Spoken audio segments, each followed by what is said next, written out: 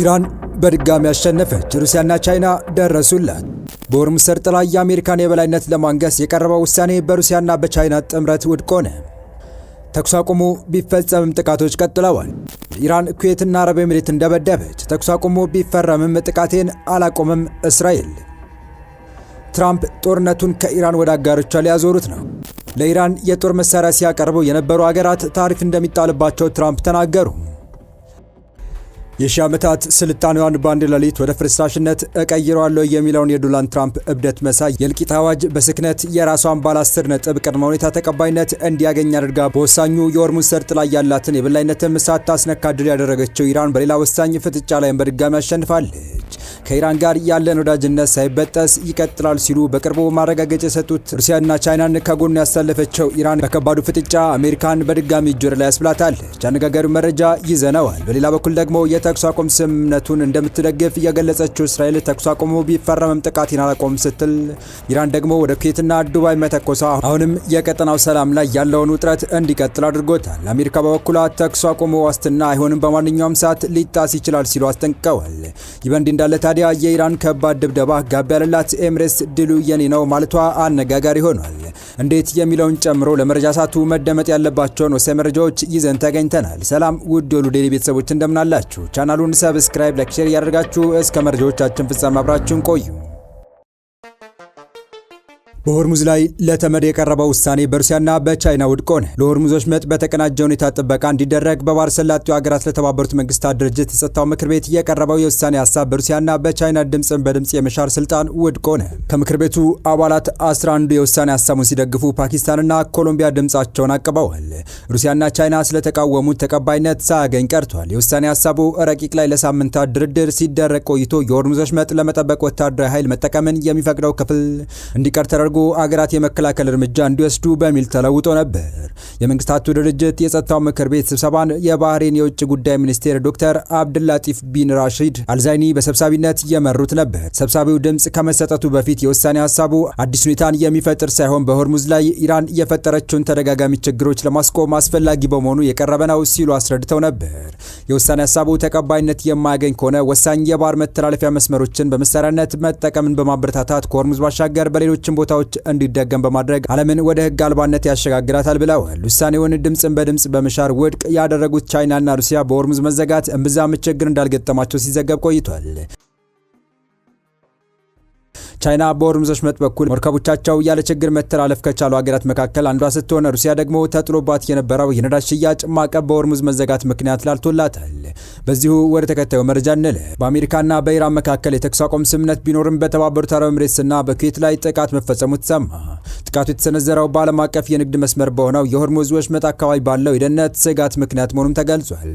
ኢራን ዛሬ ላይ ወደ ተባበሩት አረብ ኤሚሬት 17 ባሊስቲክ ሚሳኤል በማስወንጨፍ 35 ድሮኖችንም በተጨማሪነት ለጥቃት ልካለች። ፕሬዚዳንት ዶናልድ ትራምፕ ሁኔታውን እየተከታተሉ ሲሆን ክስተቱ በቀጠናው አዲስ የጂኦፖለቲካ ውጥረትና በነዳጅ ገበያው ላይ ስጋት ደቅኗል።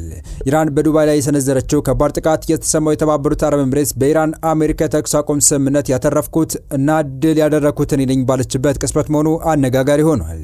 ዋሽንግተንና ቴህራን የተኩስ አቁም ማድረጋቸው ተከትሎ የተባበሩት አረብ ኤሚሬቶች ፕሬዚዳንት አማካሪ ከጦርነቱ መጀመር አንስቶ በተከታታይ የኢራን ጥቃቶችን ያስተናገደችው ሀገራቸው ድል ማድረጓን ተናገሩ። አማካሪው አንዋር ጋርጋሽ ሉዓላዊነትንና ክብርን እንዲሁም ክደት በተሞላበት ጥቃት ፊት ስኬቶቻችን ባስጠበቀ ድንቅ ብሔራዊ መከላከያ ድል አድርገናል ብለዋል። ኤሚሬቶች ዛሬ ላይ የገዘፈ ተጽዕኖ የማሳደር አቅም፣ የሰላ እይታ እንዲሁም በወደፊቱ ላይ ተጽዕኖ ለማሳደርና ለመቅረጽ የሚያስችል ይበልጥ ጠንካራ አቅም እንዳላት አማካሪው ጠቅሰዋል። ይህንንም ተጠቅመን ውስብስብ የሆነውን ቀጠናዊ ሁኔታ ለመምራት ወደፊት እንጓዛለን ብለዋል። የሀገሪቱ መከላከያ ሚኒስቴር ጦርነቱ ከተጀመረ አንስቶ ያከሸፋቸውን የኢራን ጥቃቶች በተመለከተ በየጊዜው መደበኛ መረጃ ሲያወጣ ቆይቷል። ማክሰኞ ዕለት የወጣው መረጃ እንደሚያሳየው እስካሁን ድረስ 2221 ድሮን፣ 26 የክሩዝ ሚሳኤል እና 520 ባሊስቲክ ሚሳኤል ወደ ተባበሩት አረብ ኤሚሬቶች ተተኩሰዋል። የኦማን ውጭ ጉዳይ ሚኒስትርም አሜሪካና ኢራን የተኩስ አቁም ላይ መድረሳቸው በበጎ ተቀብሎታል። ፓኪስታን ለማሸማገል ላከናወነችው ስራ እውቅና የሰጠው የውጭ ጉዳይ ሚኒስትሩ ወደ ቋሚ ተኩስ አቁም ለመድረስ ወደፊት በሚደረጉ እንቅስቃሴዎች ላይ ጥረቶችን ማጠናከር አስፈላጊ እንደሆነ አጽንኦት ሰጥቷል። በተያያዘ ሌላኛው መረጃችን የአሜሪካ ፕሬዝዳንት ዶናልድ ትራምፕ ለኢራን የጦር መሳሪያ ሲያቀርቡ የነበሩ ሀገራት አሁኑኑ ታሪፍ ይጣልባቸዋል አሉ። ትራምፕ በግል ማህበራዊ ድረገጻቸው ላይ ባሰፈሩት ጽሑፍ ለኢራን የጦር መሳሪያ ሲያቀርቡ የነበረ ሀገር ለአሜሪካ የሚሸጠው ማንኛውም ዕቃ ላይ ካሁኑ ጀምሮ ተግባራዊ የሚሆን 50 በመቶ ታሪፍ እንደሚጣልበት ተናግረዋል። ትራምፕ በዚሁ የማህበራዊ ልጥፋቸው ላይ ምንም የሚተው ወይንም የሚቀር ነገር የለም ሲሉ ሙሉ በሙሉ ታሪፍ ተፈጻሚ እንደሚሆን አስታውቀዋል። ትራምፕ ለኢራን መሳሪያ ሲያቀርብ ነበር ያሉትን ሀገር በስም አልጠቀሱም። ትራምፕ በዚሁ ልጥፋቸው ላይ ከኢራን ጋር በቅርበት እየሰሩ መሆናቸውን ተናግረዋል። ዩናይትድ ስቴትስ ከኢራን ጋር ትሰራለች ያሉት ፕሬዚዳንት ትራምፕ እኛ የወሰንነው በጣም ውጤታማ የሆነ የስርዓት ለውጥ ነው የተካሄደው ብለዋል። ትራምፕ ኢራን ዩራኒየም አታበለጽግም ያሉት ሲሆን አሜሪካ ከቴህራን ጋር በመሆን በጥልቅ የተቀበሩትን የኒኩሌር ብናኞችን በመቆፈር ታስወግዳለች ብለዋል። አሁን በሳተላይት ቅኝት የት ስፍራ ላይ በትክክል እንደሚገኝ እየለየን ነው። አክለውም ጥቃቱ ከተፈጸመበት ዕለት ጀምሮ ምንም የተነካ ነገር የለም። ከኢራን ጋር ስለ ታሪፍና የማዕቀብ እፎይታ ተነጋግረናል፣ እየተነጋገርንም ነው። አብዛኞቹ 15 ነጥቦች ቀድሞውንም ከስምምነት ላይ ተደርሰዋል ብለዋል። አሜሪካም የተኩስ አቁም ስምምነት ለኢራን ዋስትና እንደማይሆን አስጠንቅቃለች። የአሜሪካው ምክትል ፕሬዚዳንት ሀገራቸው ከቴህራን ጋር የገባቸው የተኩስ አቁም ስምምነት በቀላሉ ሊጣስ የሚችል ነው በማለት ኢራን በቀና ልቦና ዘላቂ ለሆነ ስምምነት መደራደር አለባት አሉ። የሃንጋሪው ጠቅላይ ሚኒስትር ቪክቶር ኦርባን የምርጫ ቅስቀሳን ለመደገፍ በዋና ከተማዋ በቡዳፔስት የሚገኙት ቫንስ ኢራናውያን ከኛ ጋር በቀና ልቦና ለመስራት ፈቃደኞች ከሆኑ ስምምነት ላይ ሊደረስ ይችላል ሲሉ ተናግረዋል። ነገር ግን የደረስንበት ደካማ የሆነ ስምምነት እንኳን እንዳይሳካ የሚያደርግ ከሆነ ደስተኛ ሊሆኑ አይችሉም ሲሉ አስጠንቅቀዋል። ኢራንን ከአሜሪካ ጋር በማደራደር ውስጥ ሚና የነበራቸው የፓኪስታኑ ጠቅላይ ሚኒስትር ሼህባዝ ሻሪፍ በሁለቱ ሀገራት መካከል ሁሉንም አለመግባባቶች ለመፍታት የሚያስችል መደምደሚያ ላይ ለመድረስ የሚያስችል ድርድር ለማድረግ የሚደረገው ውይይት ኢስላማባድ አርብ ዕለት እንደምታስተናግድ ተናግረዋል።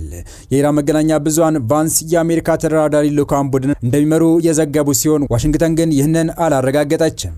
በቀጣይ መረጃ የእስራኤል ጦር ዛሬ ጠዋት ደቡባዊ ሊባኖስ ውስጥ ተከታታይ የአየር ጥቃቶችን ፈጸመ። ይህ ጥቃት እስራኤል በአሜሪካና ኢራን መካከል የተደረሰውን የተኩስ አቁም ስምምነት ሊባኖስ ውስጥ ተግባራዊ እንደማታደርግ የሚጠቁም ሆኗል። የእስራኤል መከላከያ ሰራዊት ኢራን ላይ የሚፈጸመውን ጥቃት ማቆሙን፣ ሊባኖስ ውስጥ የሚካሄደውን ዘመቻ ግን እንደሚቀጥል አስታውቋል። በደቡባዊ ሊባኖስ የሚገኙት ቲሬና ናባቲ አካባቢዎች ረቡዕ ጠዋት ጥቃት የተፈጸመባቸው የተኩስ አቁም ስምምነቱ ይፋ ከተደረገ በኋላ ነው።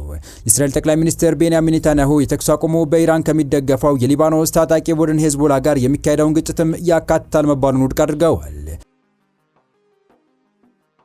የሊባኖስ መንግስትና ሄዝቦላ እስካሁን በጉዳዩ ላይ አስተያየት አልሰጡም። ስምምነቱን ያሸማገለችው ፓኪስታን በበኩሏ ተኩስ አቁሙ ሊባኖስንም እንደሚያካትት ገልጻለች። ባለፉት ቀናት ኢራን በምታደርገው ድርድር ውስጥ በሊባኖስ የሚደረገውን ግጭትም እንድታካትት ሄዝቦላ መጠየቁ ተዘግቦ ነበር። የእስራኤል መከላከያ ሰራዊት ባወጣው መግለጫ ኢራን ውስጥ የሚፈጸመውን ተከታታይ ጥቃት ማጠናቀቁን ገልጿል።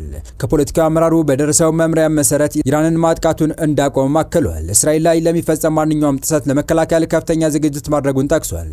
ሊባኖስና ሄዝቦላን በተመለከተ ግን የእስራኤል መከላከያ ሰራዊት ኢላማ ያለው የምድር ዘመቻ ማከናወኑን ይቀጥላል ብሏል። እስራኤል በበኩሏ የሊባኖስ ግዛትን ተቆጣጥራ የመቆየት እንዲሁም ድንበር ውስጥ የደህንነት ዞን የማቋቋም እቅድ እንዳላት ገልጻለች። የእስራኤል ወታደሮች ሊባኖስን የወረሩ ሲሆን ይህ እርምጃቸው የአገሪቱን ክፍሎች ተወረው እንደተያዙ እንዲቀሩ ያደርጋል የሚል ስጋት ፈጥሯል። እስራኤል ወራ በምትቆየው የሊባኖስ ግዛት ውስጥ የሚገኙ ቤቶች እንደምታፈርስና ነዋሪዎችን ወደ መኖሪያቸው እንዲመለሱ እንደማትፈቅድ አስታውቃለች። የተወደዳችሁ የቻናላችን ቤተሰቦች ለአሁኑ ለእናንተ ይመጥናሉ ብታደምጧቸው ታተርፉባችኋላችሁ ብለን የመረጥንላችሁ ዕለታዊ መረጃዎቻችን እስካሁን ያደመጣችኋቸው ነበሩ። በተመሳሳይ ሀገራዊና ቀጠናዊ ጉዳዮች እንዲሁም ዓለም አቀፋዊ የጂኦፖለቲካ ወታደራዊና አነጋጋሪ ክስተቶችን ለበለት ተከታትለን በትኩስ ይዘን እንደምንቀርብ እያሳወቅን የቻናሉ ቤተሰብ ካላችሁ ሰብስክራይብ፣ ቪዲዮ ላይክ እና ሼር በማድረግ ተደራሽነታችን ታሰፉ ዘንድ አክብሮታዊ ግብዣችን ነው። አበቃን። ሰናይ ጊዜን ተመኘን።